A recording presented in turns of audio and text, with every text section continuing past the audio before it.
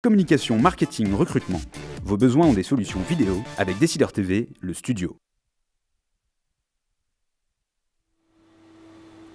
Bonjour à tous, de nouveaux records à Wall Street, la croissance mondiale qui est revue à la baisse. On voit ça tout de suite avec Thomas Monsaingeon de la salle des marchés de Bourse Direct. Bonjour Thomas.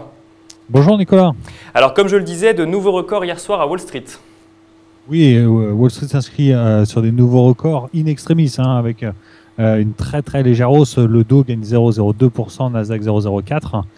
On a eu hier une statistique sur les ventes de grossistes qui ont augmenté un petit peu plus qu'attendu, à plus 1,10%. Ça a apporté un petit peu le marché hier aux États-Unis. Bon, et donc pas beaucoup de statistiques aujourd'hui Thomas, par contre une actualité autour de Facebook. Exactement, alors hier, pour aujourd'hui, juste une statistique, ce sont les stocks de pétrole à 16h30. Pas une statistique majeure. Et hier, a souligné la performance de Facebook, un peu plus de 4,5% de hausse, notamment avec la rumeur du lancement d'une nouvelle application vidéo éphémère pour concurrencer Snapchat, et le débauchage, on va dire, du directeur général de PayPal, donc une filiale d'eBay, pour diriger son activité de messagerie. L'action en a profité, 4,5% de hausse. Bon, alors on va faire un petit tour par l'Asie maintenant avant d'arriver à Paris, et l'inflation en Chine qui accélère. L'inflation qui accélère un petit peu, 2,5% sur un an, c'est à peu près conforme aux prévisions, mais c'est supérieur à ce qu'on avait sur le mois précédent, autour de 1,8%.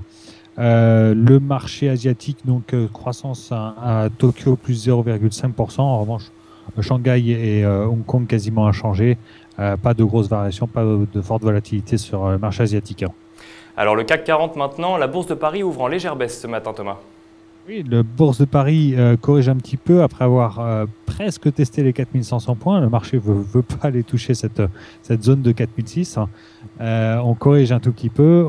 À noter donc la Banque mondiale qui a revu ses estimations de croissance mondiale à la baisse, notamment du fait d'une croissance moins forte aux États-Unis, donc due à des événements climatiques pour partie, donc plus 2,10% de nouvelle croissance, et ainsi que des problèmes dans les pays émergents avec la Chine et la Russie.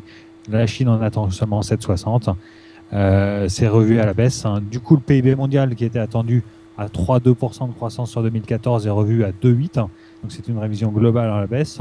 La Banque mondiale n'a pas touché à la croissance pour l'Europe, qui est maintenue à 1,10% pour 2014. De même, les prévisions pour 2015 et 2016, même si elles sont très lointaines, au niveau mondial, ne sont pas revues à la baisse. Alors on va passer maintenant à l'analyse technique. Thomas, quel support et quelle résistance à surveiller aujourd'hui à la Bourse de Paris? Alors la tendance reste positive tant que le CAC ne repasse pas en dessous de 4567. La première résistance, donc on espère la toucher et vraiment la tester, c'est à 4600 points ou 4598 sur les plus hauts. Avant 4630 et 4660. Et pour ce qui est des supports, donc 4567 qui infléchirait la tendance haussière du CAC, et en dessous de 4536, 4517. Et alors on passe maintenant du côté des valeurs, et celle qui a retenu notre attention aujourd'hui, il s'agit de Vallourec. Oui, Vallourec souffre énormément, de l'ordre de 10% de baisse sur le marché. La société donc a revu ses estimations à la baisse hier soir, abaissement des prévisions de l'ordre de 10% sur son objectif d'excédent brut d'exploitation pour 2014.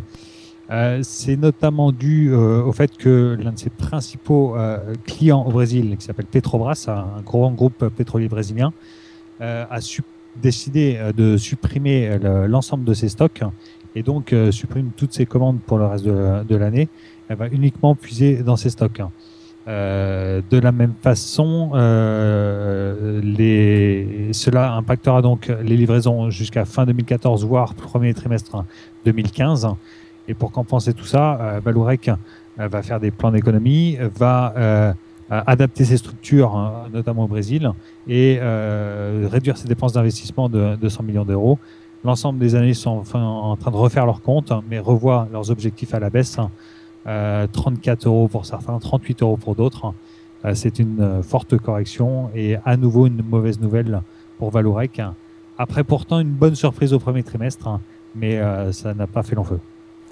Thomas, merci beaucoup pour toutes ces précisions. On se retrouve demain pour un nouveau duplex. En attendant, très bonne journée à vous.